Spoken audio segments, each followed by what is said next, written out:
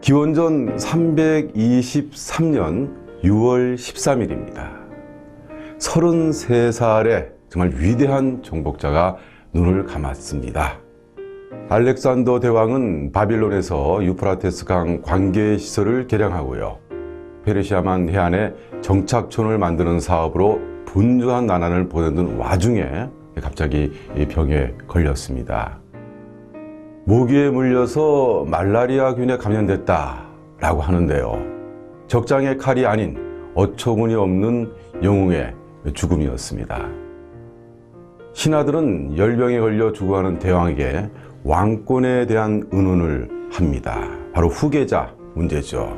그러자 알렉산더 대왕은 왕권을 가장 강한 자에게 넘겨라 라는 말을 남깁니다. 그리고 자신이 죽고 나면 큰 다툼이 벌어질 것을 예견하지요. 그는 그 다음에 최후의 한마디를 우리들에게 남깁니다. 그것은 과연 무엇이었을까요?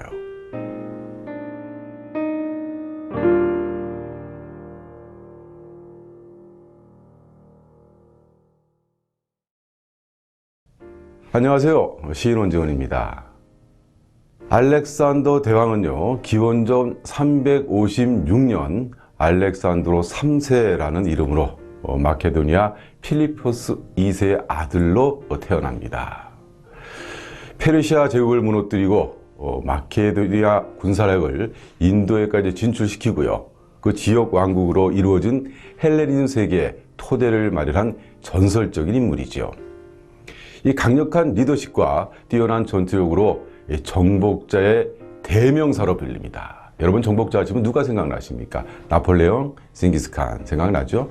나폴레옹, 징기스칸, 알렉산더 대왕 항상 같이 얘기되는 사람들입니다.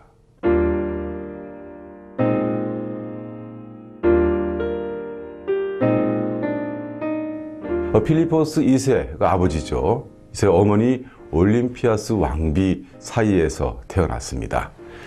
소년기에는요, 역시 그 위대한 그리스 철학자입니다. 아리스토텔레스에게 교육을 받아서 철학과 의학, 과학적 탐구에도 흥미를 느끼는 아주 영민한 소년이었다고 합니다.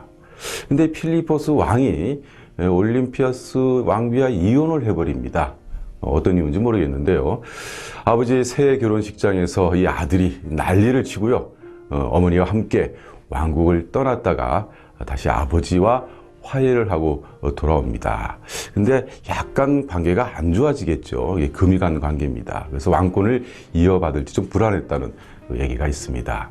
그런데 기원전 336년 이 필리포스 2세가 암살을 당해버립니다. 그러자 이 군대의 지지를 받아서 왕위를 계승합니다. 이미 뛰어난 군사 전략자로 인정을 받은 거죠. 그는 왕위를 계승하자마자 아버지의 암살 세력을 제거해버리고요. 이 그리스 연합군과 함께 페르시아 정복의 대장정을 시작합니다. 이 페르시아 정복은 아버지 선친의 꿈이기도 했죠. 그는 승승장구하죠. 이 소아시아 정복과 페르시아의 또 하나의 영웅이죠. 이 다리우스 왕과 이 전투는 굉장히 유명한데 그중에서 결정적인 한 장면이 바로 이수스 전투입니다. 여기에서 승리합니다. 알렉산드로스 3세는 지중해 연안 지방과 이집트를 정복해버리고 드디어 페르시아 본토로 진격해 들어가 다리우스 왕의 죽음까지 이어집니다. 이 다리우스 왕은 자기 부하의 배신으로 죽게 되죠. 결국 다리우스 왕이 죽자 진정한 대왕의 자리에 오르고요. 우리가 알고 있는 알렉산더 대왕이 되는 겁니다. 알렉산드로스에서 알렉산더 대왕으로 이렇게 위치가 바뀌어지는 거죠. 이 알렉산더 대왕은 자신이 정복한 지역을 영원히 정복할 수 있다고 보지 않았습니다. 왜냐하면 그 지역을 정복한 사람들이 이전에 많이 있었죠. 다리우스 왕이 정복한 지역을 자신이 지나가는 것뿐이다 이렇게 생각한 것 같습니다. 그는 정복을 했지만 그곳을 소유하려고 하지 않았습니다. 도시를 건설했지만 그곳에 머물지 않았습니다. 안락한 삶을 포기했죠. 부하들이 지쳤지만 격려하면서 계속 행군을 계속했습니다. 그는 그 원정길에 측량사, 건축가, 과학자, 역사가들과 함께 했습니다. 그래서 그가 지나간 자리에는 알렉산드리아라는 도시가 건설됩니다. 역시 역사가이죠. 프루타르코스는 70군데 이상의 도시가 건설되었다라고 책에 기록하고 있습니다. 그의 생전에 이런 대제국이 유지될 수 있었던 이유가 뭘까요? 이런 대제국을 건설해도 유지되기가 굉장히 힘들지 않습니까? 그것은 바로 알렉산더 대왕의 역동적인 성품 탓이다라고들 평가하고 있습니다. 그는 자기 자신과 자신의 사람, 즉 부하들을 극한까지 몰고 가는 강철 같은 의지와 능력이 있었습니다. 생각해 보십시오. 그 좋은 고향을 떠나서 계속 싸움만 하면서 가는 그 사람들 말이죠. 예. 그리고 부드럽고 유연한 사고력을 겸비한 어떤 전인적인 인물이다라고 평가하는 거죠. 이런 어떤 품성이 없었으면 아마 끌고 나가지 못했을 겁니다. 그리고 그 부하들의 충성심 역시 대단했겠죠. 그는 평소에 아킬레우스, 헤라클레스, 디오니소스와 같은 그리스 인물들을 좋아했습니다. 우리들에게 알려진 유명한 일화가 하나 있는데요. 여러분들 다들 아실 겁니다. 어느 날 그리스를 방문한 그 알렉산더 대왕이 그 유명한 철학자죠. 디오게네스와 만났습니다. 이 사람 철학을 좋아하니까 이 거지 철학자 디오게네스에게 뭔가 해주고 싶었어요. 아마 속으로 뭔가 원한다면 아마 큰 저택 정도, 마차 정도 제공하지 않았을까요? 이렇게 물었습니다. 내가 알렉산더 대왕입니다. 노 철학자께서는 원하는 것이 무엇입니까? 그러자 디오게네스가 이렇게 쉬고 있다가요. 대왕님, 지금 햇볕을 가리고 있으니까 조금 비켜주십시오. 햇볕이나 좀 쬐게 해주십시오. 라는 유명한 일화를 남깁니다. 사실 저 같으면 좀 기분이 나빴을 것 같아요. 아니, 아무리 지가 철학자라도 내가 뭐 해주겠다는데 이렇게 대하나. 하지만 알렉산더는 호탕하게 웃으면서 그 철학자를 비켜줬다는 일화가 유명합니다. 그의 성품을 잘 볼 수 있는 일화죠. 정말 중요한 것은요, 그의 정복보다도 그의 통치 기간을 중심으로 유럽의 새로운 문명이 도래하는데요. 바로 헬레니즘 시대가 도래한 겁니다. 서양은 흔히 헬레니즘, 헤브라이즘 이 두 개로 나누죠. 그가 정복한 지역을 중심으로 그리스 문화가 만개합니다. 헬레니즘은 그리스인처럼 행동하다라는 뜻을 품고 있는데요.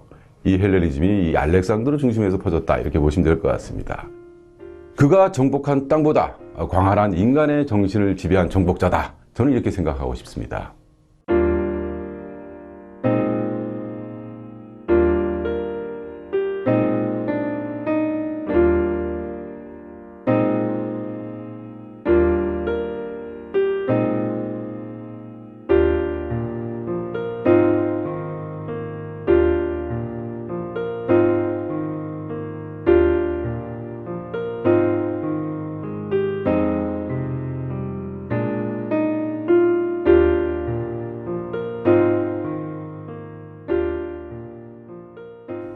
네, 그렇습니다. 빈손 한번 보시죠. 이 두 손으로 과연 우리가 무엇을 쥘 수 있겠습니까? 참, 그 영웅의 한마디가 참 가슴을 때리는군요. 이 그리스 철학자처럼 한 줌의 햇볕을 쥘 수 있고 말이죠. 대왕처럼 대제국을 손에 쥘 수도 있습니다. 하지만 정복자의 손이나 우리들의 손은 모두 빈손으로 세상을 떠나는 거죠. 며칠 전에 신경림 시인님의 아주 좋은 시 한 편을 읽었습니다. 이분의 죽음과 연결되는 것 같아서요. 당당히 빈손을 라는 시에서 이런 구절이 있더군요. 하지만 나는 저 세상에 가서 그분 앞에 서면 당당히 빈손을 내보일 테야. 네, 저는 이런 생각이 드는군요. 그가 사경을 헤매면서 보았던 것은 강력한 왕권이나 대제국이나 금은보화가 아니라 아무것도 손에 쥘 수 없었던 빈손이 아니었을까라고요. 지금 여러분들 손에 쥐고 있는 것이 무엇입니까? 무엇을 쥐고 싶습니까? 우리 두 손으로 들 수 있는 것만 가지고 먼 길을, 인생이라는 먼 길을 가볍게 가면 어떨까 합니다. 알렉산더 대왕이 그 한마디를 우리들에게 남기고 빈손으로 간 것처럼 말입니다. 고맙습니다.